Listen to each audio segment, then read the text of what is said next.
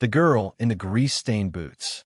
For weeks, she kept her head down while the entire school turned her into a punchline. But the moment she picked up the phone and called her dad, everything changed. Amaya Collins didn't mind the smell of motor oil or the clatter of wrenches against concrete. While other kids from her school in Mobile, Alabama, were out scrolling TikTok or heading to the mall after class, she spent her afternoons elbow-deep in the hood of a dusty 2006 Ford Escape. Her hands were always smudged, her nails permanently stained, but she never cared. She felt at home back there, in the shadows of Collins' auto va diesel. Her dad, Malcolm Collins, known by locals simply as Tank, ran the place. Located off Dauphin Island Parkway, the garage didn't look like much from the outside. Peeling paint, flickering sign, and a cracked driveway. But people who knew. It was one of the few spots in town where you could bring your car in and actually trust what came out. Amaya grew up between rusted mufflers, greasy burgers half-eaten on tool benches, and old-timers swapping stories about the real engines from back in the day. But what she loved most was watching her father work. Tank was lightning fast, focused, and never once talked down to her. "Baby girl," he used to say, tightening bolts with practiced ease. "This ain't just about fixing metal. This is problem solving. Every engine's got a voice. You just gotta listen." By the time she turned 14, Amaya could change brake pads with her eyes closed. Regular customers started asking for her. "Where's the little mechanic?" They'd joke, until she fixed their trucks better than the weekend guys. That pride she felt, that fire in her chest after an engine purred back to life. It was hers. She earned it. But that pride didn't walk with her into the halls of Jefferson High. At Jefferson, being into mechanics was already weird. Being a girl who liked mechanics? Social suicide. And being a black girl with calloused hands and work boots? Practically heresy. She kept to herself. Wore the same black boots she used at the shop. Her nails were clipped short. There was always grease under them, no matter how hard she scrubbed. While other girls compared lip gloss or debated TikTok trends, Amaya thought about fluid leaks and timing belts. The first time it happened, she was eating lunch alone at the far end of the cafeteria. She just pulled a peanut butter sandwich from her bag when a voice rang out. "Yo, junkiar Barbie." She turned. Brady Lexington, sandy blonde hair, varsity jacket, smug smirk, was holding his phone, playing a video. It was her, filmed secretly from outside the shop, wiping her forehead with the inside of her elbow while fixing a tire. "She changing tires or auditioning for Swamp Grease Girls?" He laughed. His buddies hollered. Someone shouted, "Bet you gonna fix the school bus next." Amaya didn't react. She didn't flinch, just like Tank always said, "Don't flinch unless it's fire or family." She stared at Brady with cold eyes, then turned back to her sandwich. The next day, she opened her locker and found it packed with nuts, bolts, and a laminated sign.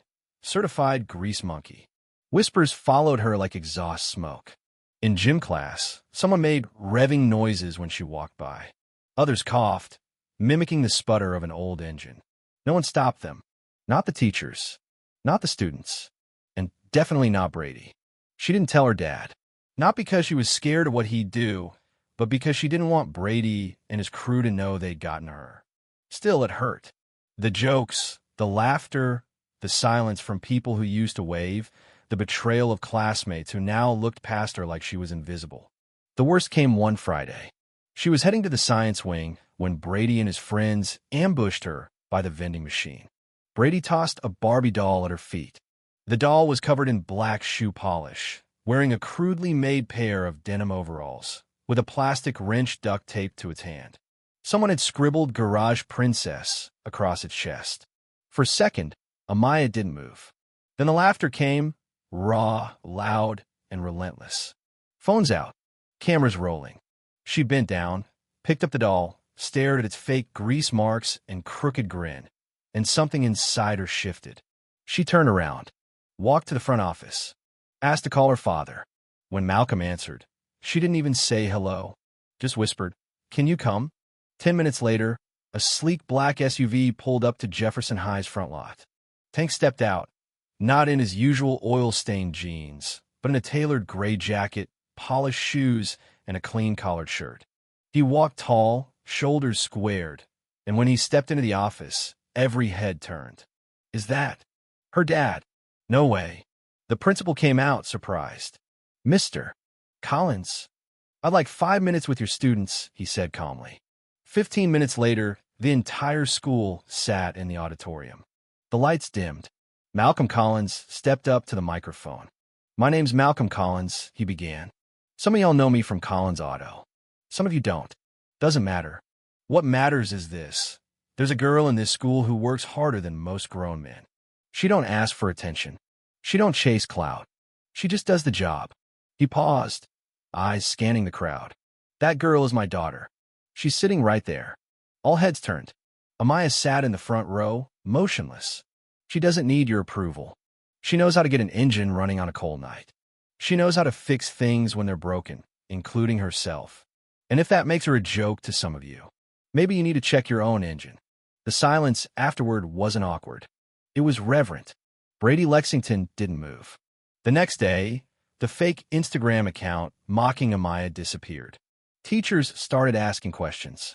A few students began waving at her in the hallway. Others left sticky notes on her desk. If you ever open a shop, I'm bringing my car. You're a boss. Respect. Career day came. Tank spoke at the event. When the principal asked if Amaya wanted to say a few words, she looked at her dad. He nodded. Up to you. She stepped to the podium.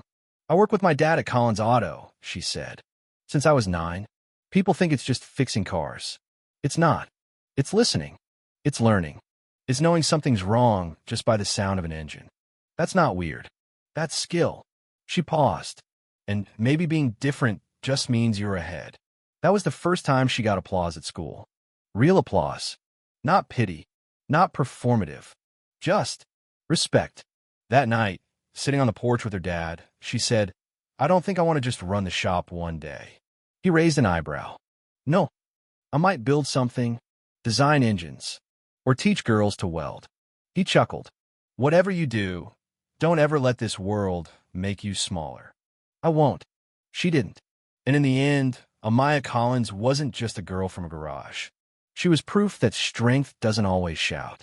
Sometimes it quietly rebuilds itself, one bolt at a time.